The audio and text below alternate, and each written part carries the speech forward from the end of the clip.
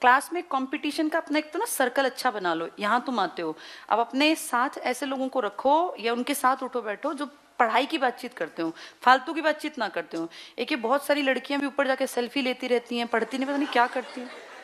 ये सच्चाई है, मैं कई बार जाती हूँ, ये गलत है। देखो तुम लोग मुझसे बहुत छोटे हो, मैं तुम्हें सच्चाई बताऊं, लाइफ में कुछ भी काम नहीं आना। ये रिश्ते और ये सब फालतू की बातें हैं। जिसके पास पैसा नहीं है ना, उसका कोई भी सगा नहीं है, चाहे हस्बैंड हो, वाइफ हो, भाई बहन हो या परिवार हो, सब लोग पैसे के साथ चलते हैं। जिसके पास पैसा होगा ना, उसकी रिस्पेक्ट होगी। कि लड़कों के लिए भी है, लड़कियों के लिए भी।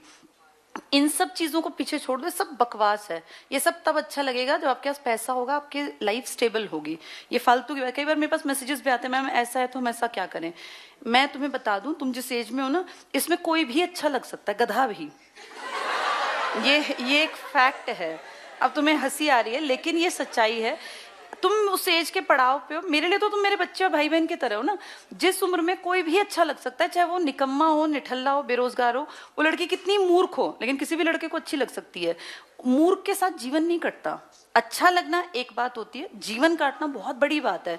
जीवन में ना जिम्मेदारियां होती हैं, घर परिवार में रिस्पेक्ट होती है, बातचीत का तरीका होता है। आपको 4 दिन जिंदगी नहीं चलानी, ये जिंदगी का भी एक पहले पड़ाव के एक स्टेज पे बैठे हो तुम। अभी तुम इसके दूसरा पड़ाव, तीसरा, 4 पड़ाव है ना जीवन के। अब तुम सेकंड पड़ाव की एंट्री पर वहां आ गए हो, जब फर्स्ट पड़ाव खत्म होगा पढ़ाई लिखाई नौकरी का। सेकंड, थर्ड, फोर्थ पड़ाव में तुम जिसके साथ भी जिंदगी काटना चाहते हो, उसको सिर्फ शक्लो सूरत के बेस पे नहीं देखना चाहिए किसी को। ये देखना चाहिए कि इसके व्यवहार, इसका आचार, इसका चरित्र ऐसा है कि मैं इसको अपने घर रख सकूं। ये लड़कों के लिए भी है, ये लड़कियों के लिए भी है। इन सबको पीछे छोड़ के पहली प्रायोरिटी अपने आप को अच्छा बनाओ, क्योंकि जो काबिल होगा ना, उसी को काबिल साथी मिलेगा। नाकाबिल के साथ कोई अच्छा इंसान क्यों शादी करेगा, चाहे वो लड़की है और चाहे वो लड़का है। लड़कियां अगर नहीं कमाती हैं तो कोई तुम्हारी रिस्पेक्ट क्यों करेगा।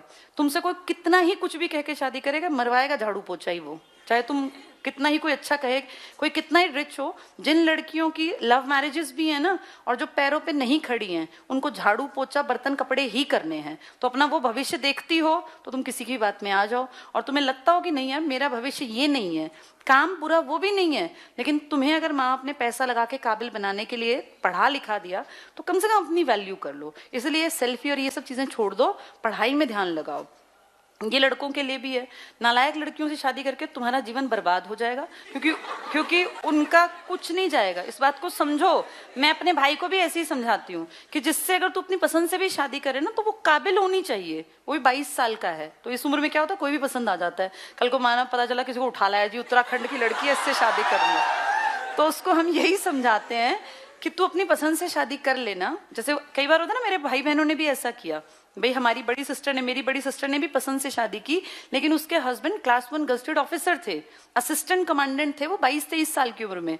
आज वो डीएलएफ में 6 लाख रुपए महीने की तनख्वाह पे है, मैनेजर हैं वो डीएलएफ में। डीएलएफ बहुत बड़ी फर्म है ना।